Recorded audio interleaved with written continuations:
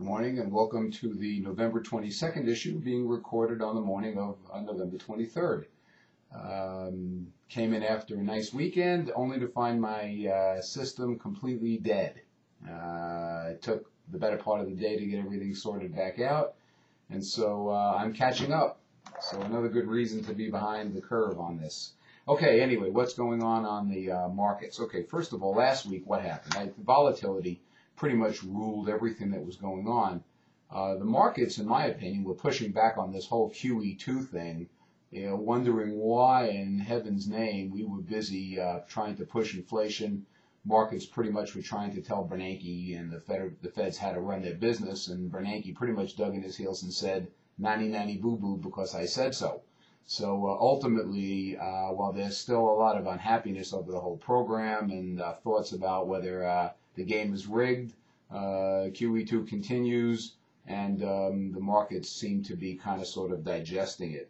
Just to give you an idea of what happened is that since QE2 went into effect the beginning of November, between then and November 15th, which was last Monday, the bond market, the mortgage bond market, lost over 300 basis points in price.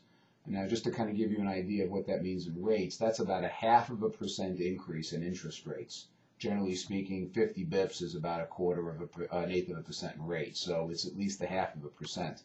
So anybody out there who was looking for 4.0 is now looking at 4.5. So it's not me, ladies and gentlemen. It's the market. It's like trying to buy a Coke for a nickel. Yeah, maybe it used to be that way, but it's not my fault that it's not.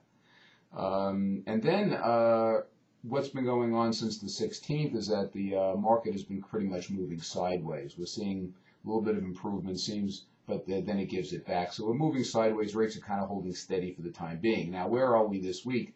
And that is a short trading week. Well, a couple of things. First of all, there's a lot of debt that's coming up for auction, so we need to see whether or not that's going to be accepted into the market. The second thing is that today, Tuesday, the Fed Open Market Committee meeting notes are released at noon Arizona time, so we have to see not so much what they say, but how they say it. Tomorrow, there's a couple of big reports come out. One of them is PCE, which is it used to be the big Alan Greenspan report that showed how inflation at the personal level was. Durable goods orders show us what's going on in the economy. And the big unknown to me is that Thursday being the holiday, Friday the markets are open, but for a shortened trading day. And while you would expect people to be taking conservative positions over the long holiday weekend, a short trading day is usually very negative. At least that's my point. So it's going to be really tough to see what's going on. I don't think anyone's going to be anybody taking any odds on what's going to happen on interest rates on Friday. So if you are currently floating, it would be wise to lock.